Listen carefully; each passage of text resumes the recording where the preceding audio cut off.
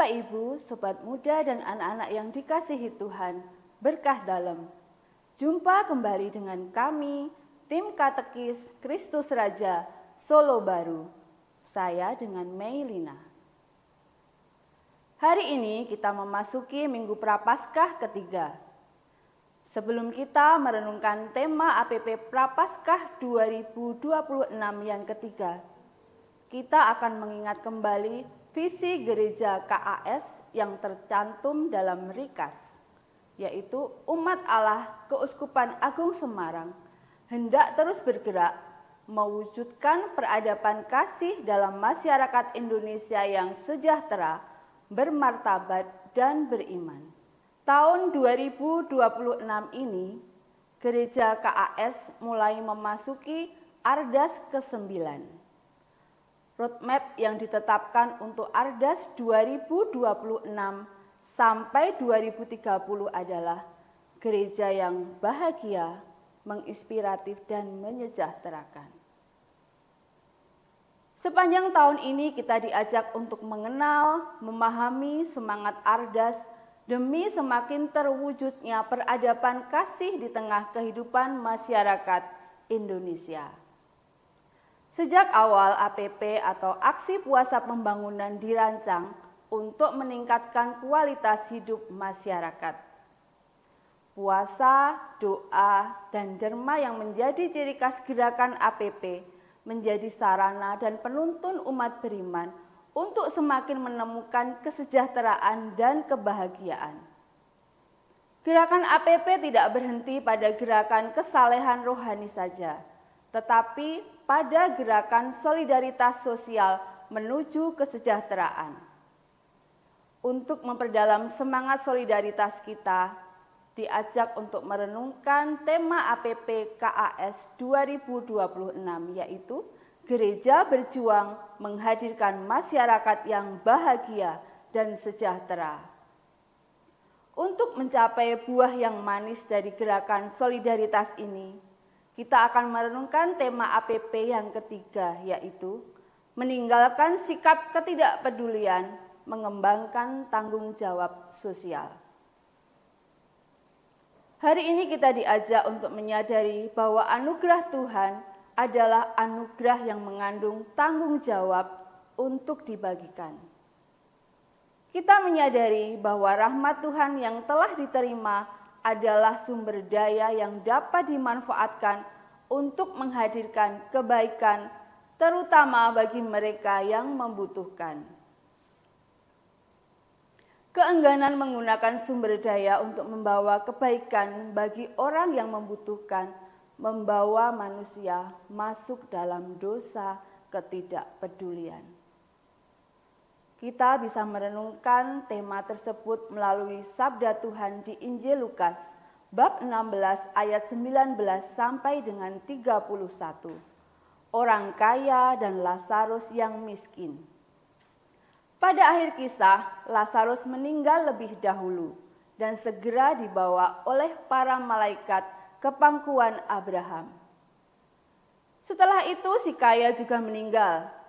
Keduanya berada dalam bentangan jurang yang tak terseberangi. Si kaya mengalami rasa kesakitan yang hebat dalam nyala api, yang membuatnya sangat menderita. Sedangkan si miskin mendapat penghiburan dari Allah. Apa yang menyebabkan si kaya itu masuk ke dalam tempat penderitaan? Keadaan itu terjadi bukan karena ia seorang yang kaya, melainkan karena ia memakai kekayaannya secara egoistis. Ia tidak mau berbagi kepada sesama, terutama dengan orang miskin. Ia tidak mau peduli terhadap sesamanya, meskipun sesama manusia berada di depan pintu rumahnya.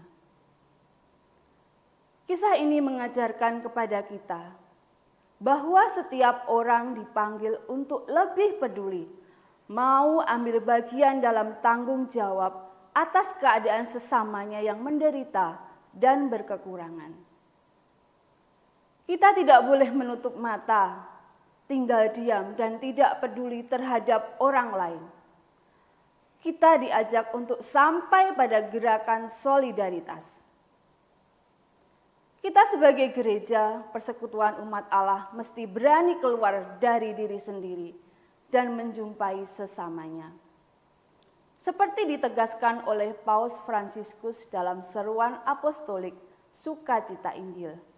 Gereja yang bergerak keluar adalah gereja yang pintu-pintunya terbuka. Bergerak keluar menjumpai sesama pada pinggir kemanusiaan.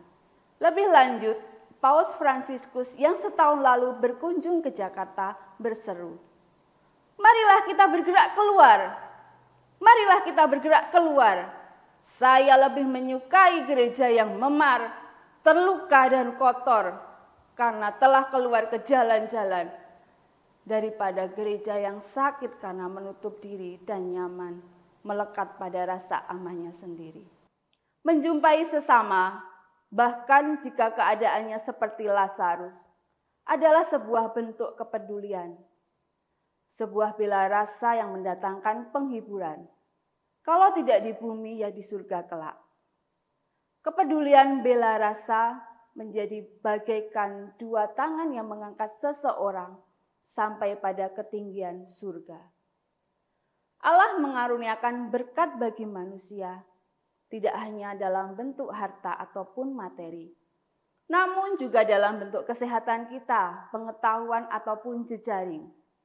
Itu semua adalah sumber daya yang dapat kita manfaatkan untuk menghadirkan kebaikan dalam kehidupan manusia. Menghadirkan kebaikan bagi mereka yang membutuhkan tidak hanya dapat dilakukan oleh orang yang berkelimpahan harta. Salah satu contoh sederhana, anak-anak muda yang sekarang pandai sekali dalam teknologi dapat membantu orang tua jika mereka ingin menghubungi keluarga di tempat yang jauh. Tidak ada gunanya kita memiliki harta berlimpah, pengetahuan luas dan jejaring yang banyak, jika tidak memiliki kepedulian kepada sesama yang membutuhkan.